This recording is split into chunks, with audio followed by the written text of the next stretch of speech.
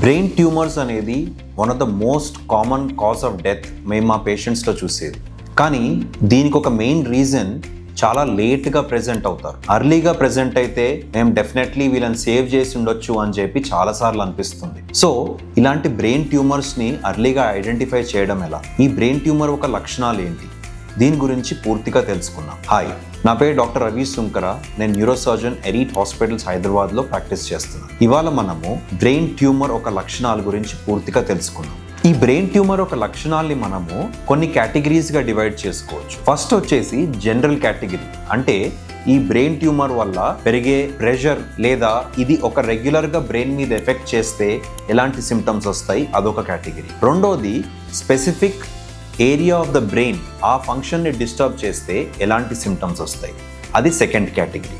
మనం first category generalized కేటగిరీలో చూసినట్టయితే మోస్ట్ కామన్గా చూసేది హెడేక్స్.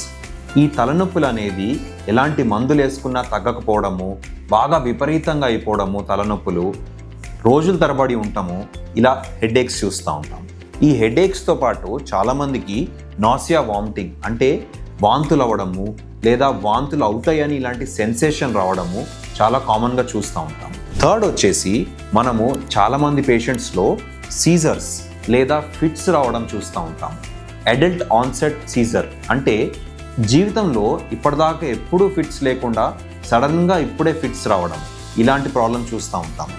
థర్డ్ మోస్ట్ కామన్ దీని తర్వాత చూసే కామన్ సిమ్టమ్ మనము విజన్ ప్రాబ్లమ్స్, అంటే డబల్ విజన్, రెండుగా కనిపిస్తాము లేదా బ్లరింగ్ ఆఫ్ విజన్, కళ్ళు మసకపోవడము, కంటి చూపు మసకపోవడము చూస్తూ ఉంటాం. తర్వాత మనం చాలామందిలో confusion or issues with self identity, అంటే సడన్గా కన్ఫ్యూజ్ అయిపోవడము, సడన్గా ఎక్కడున్నారో అనేది అవగాహన తగ్గిపోవడము, లేదా మెమరీ ప్రాబ్లమ్స్, మనకి జ్ఞాపక శక్తి తగ్గిపోవడము, ఇలాంటి ప్రాబ్లమ్స్ చూస్తూ ఉంటాం. మరికొంతమందిలో నిద్ర ఇష్యూస్, సివియర్గా సడన్ నిద్ర ఇష్యూస్ రావడము, మరికొందరిలో చెవు వినిపిస్తాం సడన్గా తగ్గిపోవడం చూస్తూ ఉంటాం. సెకండ్ కేటగిరీ ఆఫ్ సిమ్టమ్స్ వచ్చేసి స్పెసిఫిక్ సిమ్టమ్స్, అంటే మన బ్రెయిన్ అనేది డిఫరెంట్ ఏరియాస్ కింద డివైడ్ అయ్యి ఉంటుంది and every part of the బ్రెయిన్కి ఒక స్పెసిఫిక్ ఫంక్షన్ ఉంటుంది. ఈ ట్యూమర్ కనుక ఆ స్పెసిఫిక్ ఏరియాలో డెవలప్ అయితే ఫస్ట్ ఈ జనరలైజ్ సిమ్టమ్ రావచ్చు లేదా ఈ స్పెసిఫిక్ సిమ్టమ్స్ రావచ్చు.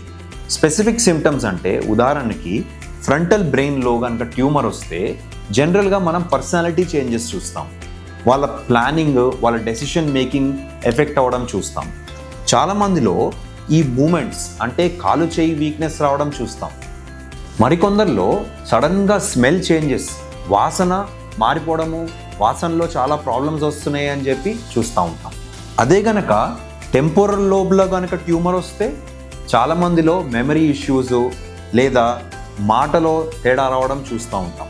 ఇలా ఆక్సిపిటల్ లోబ్లో కనుక ట్యూమర్ వస్తే సడన్గా విజన్లో హాలుసినేషన్స్, అంటే చూపులో మార్పులు రావడము, చూపు తేడాగా ఉండటము ఎక్స్పీరియన్స్ చేస్తారు. సెరిబెల్లం అంటే చిన్న మెదడులో ట్యూమర్ వస్తే సడన్గా వీళ్ళకి తూలు వస్తుంది, అంటే నడిచేటప్పుడు ఒక స్ట్రెయిట్ లైన్లో నడవలేకపోవడము లేదా మాట తడబడటము, మాటలో రీలింగ్ స్పీచ్ అంటాము, అలాంటి ప్రాబ్లమ్స్ వచ్చే అవకాశం ఉంటుంది. బ్రెయిన్ స్టెమ్లో కనుక ట్యూమర్ వస్తే సడన్గా హార్ట్ బీట్లో తేడాలు రావడము, సడన్గా వీక్నెస్ రావడము, ఇలాంటి ప్రాబ్లమ్స్ చూస్తూ ఉంటాం. మరికొన్ని స్పెసిఫిక్ ట్యూమర్స్లో ఇంకా స్పెసిఫిక్ సిమ్టమ్స్ చూస్తూ ఉంటాం. ఉదాహరణకి ఎకాస్టిక్ న్యూరోమా అంటాం. ఎకాస్టిక్ న్యూరోమాలో ఓన్లీ హియరింగ్, అంటే చెవి వినికిడి మాత్రమే తగ్గిపోతుంది. అలాగే పిట్యూటరీ ట్యూమర్స్, పిట్యూటరీ గ్లాండ్లో వచ్చే ట్యూమర్స్లో హార్మోనల్ చేంజెస్ చూస్తూ ఉంటాం. సో ఇలాంటి సిమ్టమ్స్ ఉంటే బ్రెయిన్ ట్యూమరే ఉంది అని కాదు, కానీ ఇలాంటి సిమ్టమ్ వల్ల బ్రెయిన్ ట్యూమర్ ఉండొచ్చు అని మీకు ఒక స్లైట్ డౌట్ ఉండాలి. సో ఇలాంటి సిమ్టమ్స్ కనుక మీకు చాలా రెగ్యులర్గా వచ్చి రోజు సిమ్టమ్ అనేది సివియారిటీ పెరిగిపోతూ ఉండి మందులు వేసుకున్నా తగ్గకపోతే డెఫినెట్లీ మీ దగ్గరున్న డాక్టర్ని సంప్రదించి దాన్ని డయాగ్నోస్ చేసుకోవడం చాలా అవసరం. ఈ వీడియోని మీ దగ్గరలో ఉన్న వాళ్ళకి, మీకు తెలిసిన వాళ్ళకి అందరికీ షేర్ చేయండి. బ్రెయిన్ ట్యూమర్ ఒక సిమ్టమ్స్ అవేర్నెస్ అనేది క్రియేట్ చేద్దాం. మీకు ఈ వీడియో నచ్చినట్టయితే మా ఛానల్ని తప్పకుండా సబ్స్క్రైబ్ చేయండి. అలాగే మీకు ఇంకా ఏమన్నా డౌట్ ఉంటే ఇలాంటి సిమ్టమ్స్ గురించి, బ్రెయిన్ ట్యూమర్స్ గురించి మా కమెంట్ సెక్షన్లో తప్పకుండా టైప్ చేయండి, నేను డెఫినెట్గా ఆన్సర్ చేస్తాను.